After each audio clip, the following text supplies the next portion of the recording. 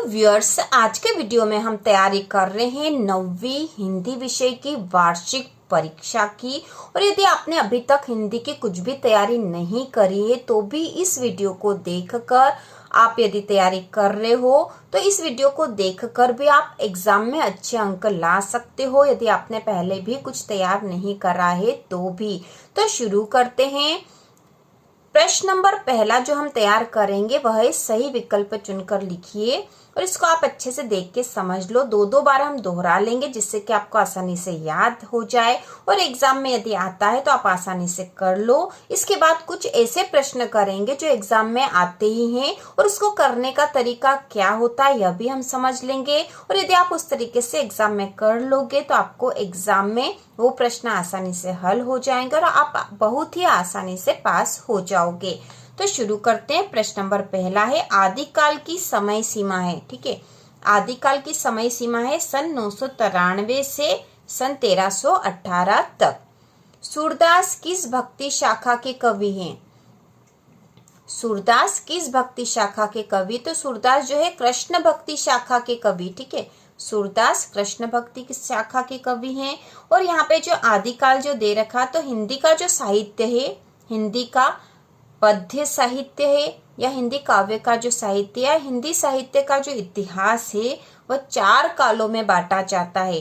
4 काल है जिसमें सबसे पहला काल है आदिकाल। ठीक है, 4 कालों में सबसे पहला काल है आदिकाल।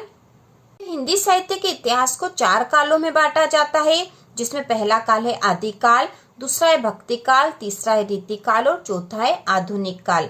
तो यह प्रश्न भी एग्जाम में आ जाता है 2 नंबर में कि हिंदी साहित्य के इतिहास को कितने कालों में बांटा जाता है, नाम लिखिए। या हिंदी पद्य साहित्य के इतिहास को कितने कालों में बांटा जाता, तो उत्तर यही होगा। हिंदी साहित्य के इतिहास को 4 कालों में बांटा जाता है, आदिकाल, भक्तिकाल, रीतिकाल और आधुनिक काल। इसके बाद हमने देखा था सूरदास किस भक्ति शाखा के कवि, तो सूरदास कृष्ण भक्ति शाखा के कवि। सूरदास कृष्ण भक्ति शाखा के कवि हैं। इसके ऊपर यहाँ था ज्ञान मार्गी शाखा, तो ज्ञान मार्गी शाखा के कवि कबीरदास है। प्रेम मार्गी शाखा के कवि जायसी है और राम भक्ति शाखा के कवि तुलसीदास है। इसके बाद अगला है कबीरदास की भाषा है, तो कबीरदास की भाषा है सदुक्कड़ी। अगला है हिंदी साहित्य का सर्वाधिक लोकप्रिय महाकाव्य, तो सर्वाधिक लोकप्रिय महाकाव्य रामचरितमानस। ठीक है, रामचरितमानस, और इसके रचयिता है तुलसीदास। तुलसीदास ने रामचरितमानस लिखा था, तुलसीदास ने, और तुलसीदास भक्ति काल के कवि हैं। इसके बाद है मूर्ति पूजा का विरोध किया है, तो मूर्ति पूजा का विरोध कबीर ने किया था जो कि ज्ञान मार्गी शाखा के प्रमुख कवि हैं। इसके बाद हम देखेंगे छायावाद के प्रमुख कवि हैं। ठीक है, छायावाद के प्रमुख कवि हैं, तो छायावाद के जो प्रमुख कवि 4 हैं, 4 प्रमुख कवि है जिसमें सबसे प्रमुख है जयशंकर प्रसाद। इसके बाद है प्रगतिवादी कवि है, तो प्रगतिवादी कवि रामधारी सिंह दिनकर। ठीक है, ये जो 4 ऑप्शन दे रखे इसमें रामधारी सिंह दिनकर है, क्योंकि कबीर जो है यह तो भक्ति काल के कवि हैं, सूरदास भी भक्ति काल के हैं, और महादेवी वर्मा आधुनिक काल की छायावादी कवि है। ठीक है, छायावाद के यह, और प्रगतिवादी कवि रामधारी सिंह दिनकर। इसके बाद देखेंगे हम रसखान ने काव्य रचना की, तो रसखान ने ब्रज भाषा में काव्य रचना की। ठीक है, ब्रज भाषा में। इसके बाद अगला है स्वर्ण किरण रचना है, तो स्वर्ण किरण रचना है सुमित्रानंदन पंत की। ठीक है, सुमित्रानंदन पंत की। इसके बाद अगला है ग्रामीण जीवन पूर्ण रूप से आश्रित होता है, तो ग्रामीण जीवन पूर्ण रूप से कृषि पर आश्रित होता है। अगला है मेघ आय रचना है, तो मेघ आय रचना किसकी है? यह रचना है सर्वेश्वर दयाल सक्सेना की। मेघ आय सर्वेश्वर दयाल सक्सेना। सुमित्रानंदन पंत के काव्य में इनके शब्दों की प्रधानता होती है, तो सुमित्रानंदन पंत के काव्य में संस्कृत के शब्दों की प्रधानता होती है, और सुमित्रानंदन पंत छायावाद के प्रमुख कवि है, और इनके जो काव्य में है संस्कृत के शब्दों की प्रधानता होती है। इसके बाद अगला देखेंगे जहां एक शब्द बार बार आए किंतु उसका अर्थ हर बार अलग अलग हो वहां अलंकार होता है, तो एक शब्द बार बार आए किंतु उसका अर्थ हर बार अलग हो वहां पर यमक अलंकार होता है, यमक। अगला है पीपर पात सरिस मंडोला में अलंकार है, तो इसमें अलंकार है उपमा। पीपर पात सरिस मंडोला उपमा। अगला है जहां एक ही शब्द के एक से अधिक अर्थ होते वहां होता है। तो एक ही शब्द के एक से अधिक अर्थ होंगे वहां श्लेष अलंकार होता है, श्लेष। अगला है काव्य की शोभा बढ़ाने वाले तत्वों को कहते हैं, ये एग्जाम में आता ही है, काव्य की शोभा बढ़ाने वाले तत्वों को कहते हैं अलंकार। अगला है चारु चंद्र की चंचल किरणें में कौन सा अलंकार है? तो यहाँ पर अनुप्रास अलंकार है, क्योंकि च वर्ण की आवृत्ति हो रही है, अनुप्रास है। चारु चंद्र की चंचल किरणें, अनुप्रास अलंकार। अगला प्रश्न है काव्य के भेद माने गए हैं, तो काव्य के दो भेद माने गए हैं, ठीक है। काव्य के दो भेद है, दृश्य काव्य, ठीक है, दो भेद है, दृश्य काव्य और श्रव्य काव्य। तो काव्य के भेद और बाकी जो व्याकरण के प्रश्न हमने डिटेल में पहले पढ़ लिए थे। इसके बाद है प्रबंध काव्य के प्रकार होते हैं, तो प्रबंध काव्य के 3 प्रकार होते हैं। अगला है रसात्मक वाक्य काव्यम परिभाषा दी है, तो रसात्मक वाक्य काव्यम परिभाषा है आचार्य विश्वनाथ की, आचार्य विश्वनाथ की। अगला है विभावानुभाव संचारी संयोगाद्रस निष्पत्ति, यह सूत्र किसका है? तो यह सूत्र भरत मुनि का है, ठीक है, भरत मुनि का यह सूत्र है। रस के अंग है, तो रस के अंग 4 होते हैं।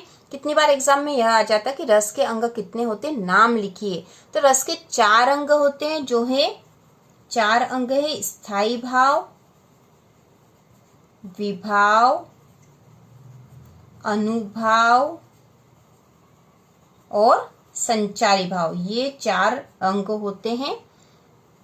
रस के 4 अंग हैं, स्थायी भाव, विभाव, अनुभाव और संचारी भाव। इसके बाद एक महत्वपूर्ण जोड़ी हम देख लेंगे। तो यहाँ जो पहला रसात्मक वाक्यम काव्यम, यह परिभाषा आचार्य विश्वनाथ की हमने देख लिया था पहले ही। इसके बाद महाकाव्य, तो कामायनी जो एक महाकाव्य है, ठीक है, कामायनी महाकाव्य है। पंचवटी खंड काव्य है। मुक्तक काव्य पूर्वापर संबंध से मुक्त, मुक्तक काव्य पूर्वापर संबंध से मुक्त। इसके बाद है दोहा एक मात्रिक छंद है और रामायण एक महाकाव्य है। इसके बाद हम देखेंगे जानवरों में सबसे बुद्धिहीन समझा जाने वाला प्राणी है, तो वह प्राणी है गधा। जानवरों में सबसे बुद्धिहीन समझा जाने वाला प्राणी है गधा। अगला है ऋषि मुनियों के गुण किसमें पहुंच गए हैं, तो वह गधे में पहुंच गए हैं। अड़ियल का अर्थ है, तो अड़ियल का अर्थ होता हठी। गद्य हमारी स्वाभाविक अभिव्यक्ति है, ठीक है, गद्य हमारी स्वाभाविक अभिव्यक्ति है। इसके बाद अगला है एकांकी में अंक होता, तो एकांकी में 1 अंक होता है। रिपोर्टार्ज शब्द है, तो यह फ्रांसीसी भाषा का शब्द है। रिपोर्टार्ज शब्द फ्रांसीसी भाषा का है। हमारी नई संस्कृति की विशेषता है, यह अनुकरण की संस्कृति है, ठीक है, यह अनुकरण की संस्कृति है। इसके बाद फोटो खिंचवाते समय किस परंपरा की ओर संकेत किया है, तो फोटो खिंचवाते समय किस परंपरा की ओर संकेत किया है, चेहरे पर मुस्कान लाने की। इसके बाद है शब्द के अंत में जुड़कर उसका अर्थ परिवर्तित करने वाले शब्दांश कहलाते हैं, तो शब्द के अंत में जुड़ने वाले शब्दांश होंगे प्रत्यय, ठीक है, अंत में जो जुड़ेगा वो प्रत्यय होगा और शब्द के आगे जो जुड़ेगा वो उपसर्ग होगा। तो ये हमें ध्यान रखना पड़ेगा, अंत में प्रत्यय है, आगे लगेगा तो उपसर्ग होगा। वर्णों के सार्थक योग को कहते हैं, तो वर्णों के सार्थक योग को हम कहेंगे शब्द। इसके बाद जो पढ़ा लिखा न हो उसे कहते हैं, जो पढ़ा लिखा न हो उसे अनपढ़ कहते हैं। इसके बाद है मुंह की खाना का अर्थ है, मुंह की खाना का अर्थ है हार मानना। कमल का पर्यायवाची, तो कमल का पर्यायवाची पंकज। इसके बाद रिक्त स्थान देख लेंगे। आचार के पूर्व अति उपसर्ग जोड़कर बनेगा, तो आचार के पूर्व अति लगाएंगे तो हो जाएगा अत्याचार। कमाई में प्रत्यय है, तो कमाई में प्रत्यय है आई। सदाचार का विलोम दुराचार। जो अधिक बोलता उसे कहेंगे वाचाल।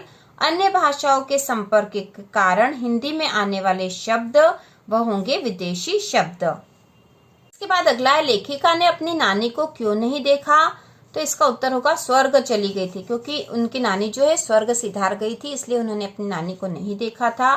चोर किसके कमरे में घुस गया, तो चोर किसके कमरे में घुसा था, लेखिका की दादी के। इसके बाद है एकांकी में उमा पात्र की माँ का नाम है, तो उमा की माँ का नाम है, ठीक है, उमा की माँ का नाम है प्रेमा। अगला है शंकर शारीरिक रूप से विकृत होने के कारण ठीक से चल नहीं सकता, ठीक है, ठीक से चल नहीं सकता था क्योंकि शारीरिक रूप से विकृत था। इसके बाद अगला प्रश्न है साखिया के कवि हैं, तो साखिया के कवि कबीरदास। कबीरदास की रचना है साखिया। मानसरोवर में कौन विहार कर रहा है, तो मानसरोवर में हंस विहार कर रहे हैं, हंस। कबीरदास का जन्म हुआ, तो कबीरदास का जन्म हुआ तो 1398 में काशी में। कबीरदास का जन्म 1398 काशी। गुरु ग्रंथ साहब में किसकी रचनाएं संग्रहित थे, गुरु ग्रंथ साहब में किसकी रचनाएं संग्रहित थे, तो कबीरदास की रचनाएं उसमें संग्रहित थे। कबीरदास की भक्तिकालीन कवि है, तो यहाँ जो ऑप्शन दे रखे हो प्रेमचंद, कबीरदास, चपला देवी और महादेवी वर्मा, तो भक्ति काल के कवि इसमें से कबीरदास है, जो कि ज्ञान मार्गी शाखा के सबसे प्रमुख कवि थे। शब्दों के सार्थक समूह को क्या कहते हैं, तो शब्दों के सार्थक समूह को कहेंगे वाक्य। कबीरदास का देहांत हुआ, तो इनका देहांत हुआ था सन 1518 में मगहर में हुआ था। पाव शब्द है, पाव शब्द है तद्भव। बीजक किसकी रचना है, तो हमने इनके कवि परिचय में भी पढ़ा था, बीजक रचना है कबीरदास की। मनुष्य ईश्वर को कहाँ कहाँ ढूंढता फिरता है, तो मनुष्य ईश्वर को मंदिर मस्जिद में ढूंढता फिरता है। बाद हम देखेंगे हंस पत्रिका का संपादन किया, तो हंस पत्रिका का संपादन किया था प्रेमचंद ने। कांजी हाउस में चौकीदार क्यों आया, कांजी हाउस में चौकीदार आया था हाजिरी लेने। बेलों की रस्सी किसने खोल दी, तो बेलों की रस्सी छोटी बच्ची ने खोल दी थी, हमें पता है। बेलों के नाम थे, बेलों के नाम थे हीरा मोती। गधे में किसके गुणों की पराकाष्ठा होती है, तो गधे में ऋषि मुनियों के गुणों की पराकाष्ठा होती है। हीरा मोती किस जाति के थे, तो हीरा मोती पछाई जाति के बेल थे, हीरा मोती पछाई जाति के बेल थे। दो बेलों की कथा कहानी के लेखक है, तो इस कहानी के लेखक है प्रेमचंद। प्रेमचंद का जन्म किस गांव में हुआ, तो इनका जन्म हुआ था लमही में, ठीक है, लमही 1880 में हुआ था, लमही गांव में। दो बेलों की कथा कौन सी विधा है, तो गद्य की कौन सी विधा, गद्य की विधा है कहानी है यह। ऐसे शब्दों जो वाक्य में किसी बात पर जोर देने का काम करते हैं, वाक्य में किसी बात पर जोर देने का कार्य करते हैं, वे कहलाते निपात शब्द। बाद अगला है घुमक्कड़ शास्त्र के रचनाकार है, तो घुमक्कड़ शास्त्र के रचनाकार है राहुल साकृत्यायन, जिनका जो पाठ हमारे कोर्स में वह है ल्हासा की ओर, जिसके रचनाकार राहुल साकृत्यायन, और इन्होंने घुमक्कड़ शास्त्र की रचना की है। ल्हासा की ओर गद्य की कौन सी विधा है, तो यात्रा वृत्तांत है, जहाँ लेखक तिब्बत की यात्रा करते हैं। लेखक राहुल साकृत्यायन तिब्बत की यात्रा जो करने गए थे वहीं का उन्होंने वर्णन करा है, तो यह यात्रा वृत्तांत है। इसके बाद है लेखक राहुल साकृत्यायन प्रथम तिब्बत यात्रा पर किस वेश में गए थे, तो वे भिखमंगे भिखारी के वेश में गए थे, ठीक है, भिखमंगे के वेश में गए थे। मेरी जीवन यात्रा के लेखक हैं, मेरी जीवन यात्रा के लेखक भी राहुल साकृत्यायन हैं। और लेखक तिब्बत यात्रा पर किस रास्ते से गए थे, तो वे नेपाल के रास्ते से गए थे, ठीक है, नेपाल के रास्ते से गए थे। इसके बाद अगला प्रश्न है ललध्यत की काव्य शैली को क्या कहते हैं, तो ललध्यत की काव्य शैली है वाक। ललध्यत किस काल की कवयित्री है, तो ललध्यत भक्ति काल की कवयित्री है, भक्ति काल। ललध्यत ने सच्चा ज्ञान किसे माना है, तो ललध्यत ने सच्चा ज्ञान आत्मज्ञान को माना है, ठीक है, आत्मज्ञान को। ललध्यत संत कवि है कश्मीरी, ठीक है, कश्मीरी संत कवि है, कश्मीरी भाषा में इन्होंने रचना करी है, और इनकी जो काव्य शैली है वो वाक है। रसखान का मूल नाम है, तो रसखान का मूल नाम है सैयद इब्राहिम। रसखान किसके भक्त थे, रसखान कृष्ण के भक्त थे। सुजान रसखान और प्रेम वाटिका के रचयिता है, सुजान रसखान और प्रेम वाटिका के रचयिता रसखान है। रसखान ने इन दोनों की ही रचना करी थी, सुजान रसखान की और प्रेम वाटिका की। इसके बाद अगला है कालिंदी कुल कदम्ब की डारन में अलंकार है, कालिंदी कुल कदम्ब की डारन में अलंकार है, तो यहाँ अनुप्रास अलंकार है, अनुप्रास। इसके बाद है एक भारतीय आत्मा के नाम से प्रसिद्ध कवि हैं, एक भारतीय आत्मा के नाम से प्रसिद्ध कवि है माखनलाल चतुर्वेदी। इसके बाद अगला है माखनलाल चतुर्वेदी का जन्म हुआ, तो इनका जन्म मध्य प्रदेश में होशंगाबाद के बाबई गांव में 1890 को हुआ था, ठीक है। माखनलाल चतुर्वेदी का जन्म हुआ, मध्य प्रदेश के हैं माखनलाल चतुर्वेदी, तो इनका जन्म होशंगाबाद के बाबई गांव में हुआ था 1890 में। आज जो अगला महत्वपूर्ण प्रश्न हम तैयार कर रहे हैं, हम केवल इम्पोर्टेंट क्वेश्चन यहाँ तैयार कर रहे हैं, जिससे कि एग्जाम में आप अच्छे से पास हो जाओ। तो महाकाव्य और खंडकाव्य में अंतर वेरी इंपॉर्टेंट क्वेश्चन है और एग्जाम में आता ही है, और इसका वीडियो हम पहले भी बना चुके हैं, लेकिन अभी इस समय महत्वपूर्ण प्रश्न तैयार कर रहे हैं इसलिए फिर से दिया है। जिन बच्चों को याद है वो आगे देख लो। तो महाकाव्य और खंडकाव्य में अंतर एक बार फिर से देख लेंगे। महाकाव्य का कथानक विस्तृत होता है, खंडकाव्य का कथानक संक्षिप्त होता है। दूसरा अंतर जो है, इसमें मुख्य कथा के साथ साथ सहायक कथाएं होती है, और खंडकाव्य में इसमें एक ही मुख्य कथा होती है। तीसरा जो अंतर, इसमें पात्रों की संख्या अधिक है और इसमें पात्रों की संख्या कम होती है। तो 3 अंतर याद करना आपके लिए पर्याप्त है, लेकिन इसके साथ ही हमें इनके उदाहरण भी पता होना चाहिए। तो महाकाव्य के उदाहरण है रामचरितमानस, जिसके रचयिता तुलसीदास है, और एक और जो उदाहरण है वो कामायनी, जिसके रचयिता जयशंकर प्रसाद है। रामचरितमानस, तुलसीदास, कामायनी, जयशंकर प्रसाद। उसी प्रकार खंडकाव्य के उदाहरण है पंचवटी, मैथिली शरण गुप्त, और सुदामाचरित, नरोत्तम दास। तो ये अंतर भी अपने को याद होना चाहिए। इसके बाद जो एक और प्रश्न याद करेंगे जो कि वेरी इंपॉर्टेंट है, वह है कहानी और उपन्यास में अंतर। तो कहानी और उपन्यास में अंतर के साथ ही, ठीक है, हम इसके 3 ही अंतर याद करेंगे। प्रश्न या तो 2 नंबर में आएगा या फिर 3 नंबर में आएगा। तो कहानी और उपन्यास के साथ ही हमें यह पता होना चाहिए कि कहानी जो है छोटी, उपन्यास बड़ा है। इसके साथ ही यदि आता है एकांकी, तो यहाँ पे हमें पता होना चाहिए कि एकांकी छोटी है, नाटक बड़ा है। ठीक है, तो यदि कहानी या उपन्यास में अंतर आए या फिर एकांकी और नाटक में अंतर आए, हम ये 3 पॉइंट इसमें दोनों में ही लिख सकते हैं। जैसे कहानी छोटी होती है, उपन्यास बड़ा होता है, उसी प्रकार एकांकी छोटी होती है, नाटक बड़ा होता है। ठीक है, केवल यहाँ नाम में अंतर आ जाएगा, बाकी वैसे ही लिख सकते हैं। कहानी में एक घटना का वर्णन होता है, उपन्यास में अनेक घटनाओं का वर्णन होता है। उसी प्रकार यदि एकांकी और नाटक में आए तो हम लिख देंगे एकांकी में एक घटना का वर्णन होता है, नाटक में अनेक घटनाओं का वर्णन होता है। और कहानी में कम पात्र होते हैं, उपन्यास में अधिक पात्र होते हैं। तो यदि एकांकी और नाटक में आए तो एकांकी में हम लिख देंगे एकांकी में कम पात्र होते हैं और नाटक में अधिक पात्र होते हैं। तो कहानी की जगह हमें एकांकी और उपन्यास के स्थान पर हमें नाटक लिखना है। बाकी अंतर तीनों वैसे के वैसे ही लिख देंगे तो भी यह पूरी तरह से राइट है। इसके बाद जो अगला महत्वपूर्ण प्रश्न है वह छायावाद की 2 प्रवृत्तियां लिखिए, या फिर यह प्रश्न आ सकता है कि छायावाद की 2 विशेषताएं या प्रवृत्तियां, हमें यही लिखना है और बहुत आसान, बहुत सरल है। तो छायावाद की प्रवृत्तियां, विशेषताएं, पहली विशेषता है व्यक्तिवाद की प्रधानता। ठीक है, व्यक्तिवाद की प्रधानता। और दूसरी विशेषता है प्रकृति चित्रण, व्यक्तिवाद की प्रधानता और प्रकृति चित्रण। बाद अगला महत्वपूर्ण प्रश्न है सवैया छंद को उदाहरण सहित समझाइए। ठीक है, सवैया छंद हमने पहले भी देखा था, बहुत ही महत्वपूर्ण प्रश्न है। तो सवैया वर्णिक छंद है, इसमें 22 से लेकर 26 वर्ण हो सकते हैं। सवैया वर्णिक छंद है, इसमें 22 से लेकर 26 वर्ण हो सकते हैं। इसका उदाहरण है मानुष हो तो वही रसखानी, बसो ब्रज गोकुल गांव के ग्वारन। मानुष हो तो वही रसखानी, बसो ब्रज गोकुल गांव के ग्वारन, सवैया छंद। तो सवैया वर्णिक छंद है, क्योंकि छंद 2 प्रकार के होते हैं, मात्रिक छंद और वर्णिक छंद।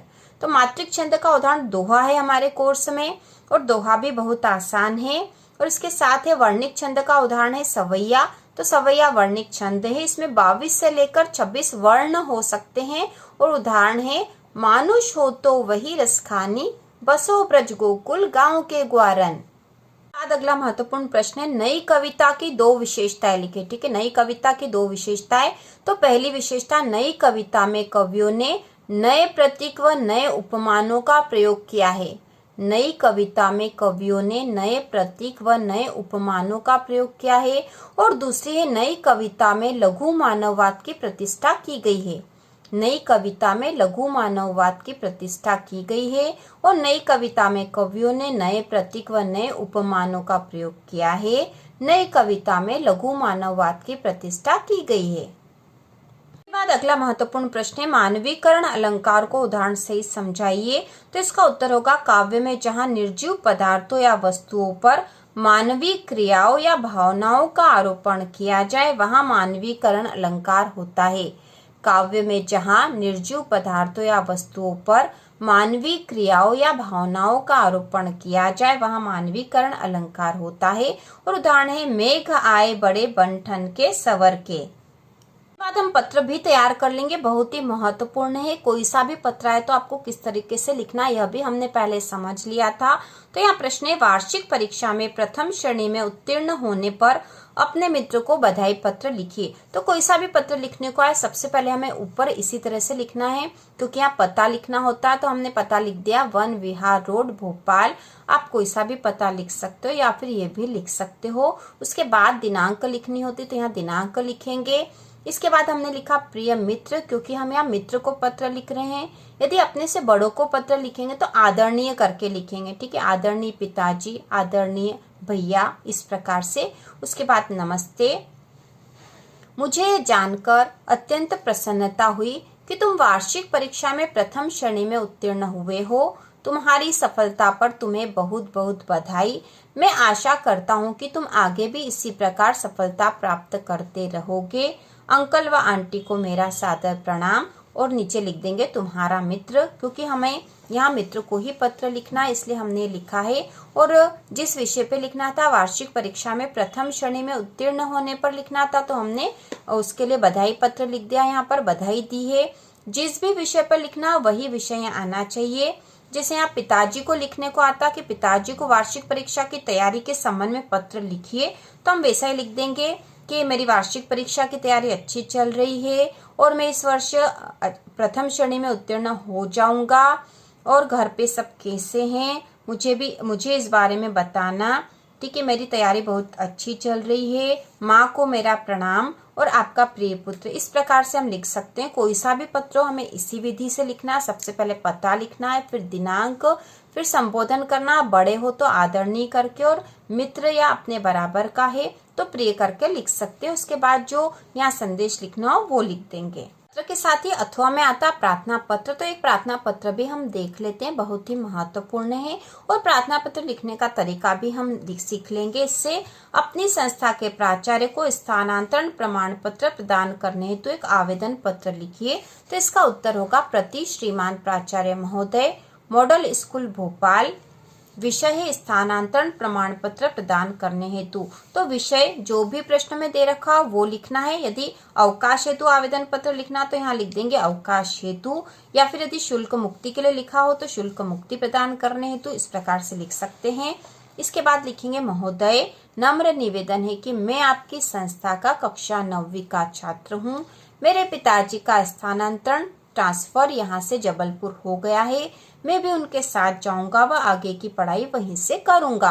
अतः कृपया मुझे स्थानांतरण प्रमाण पत्र प्रदान करने की कृपा करें, धन्यवाद। उसके बाद आपका आज्ञाकारी, इसके बाद नाम और कक्षा। इस प्रकार से हम प्रार्थना पत्र लिखते हैं। और कोई सा भी प्रार्थना पत्र हमें इसी विधि से लिखना है। इस प्रकार से हमने हिंदी के महत्वपूर्ण प्रश्न देख लिए हैं। इसके साथ ही निबंध की तैयारी के लिए नीचे लिंक दे रखी है, उसमें से देखकर आप निबंध याद कर लो। बहुत ही आसान भाषा में वहाँ दे रखे हैं निबंध। और इसके साथ ही क्षितिज और कृतिका के जो महत्वपूर्ण प्रश्न है उनके वीडियो की लिंक भी नीचे दे रखी है, वो आप देख लो। प्रश्नोत्तर आप जितने याद कर सकते हो कर लो, 1 या 2 बार उनको सुन लो तो भी आपको याद रहेंगे और इससे आपको एग्जाम में बहुत ही अच्छे अंक आ जाएंगे। तो इसी प्रकार के और वीडियो देखने के लिए 9वीं वार्षिक परीक्षा की संपूर्ण तैयारी के लिए चैनल को सब्सक्राइब कीजिए।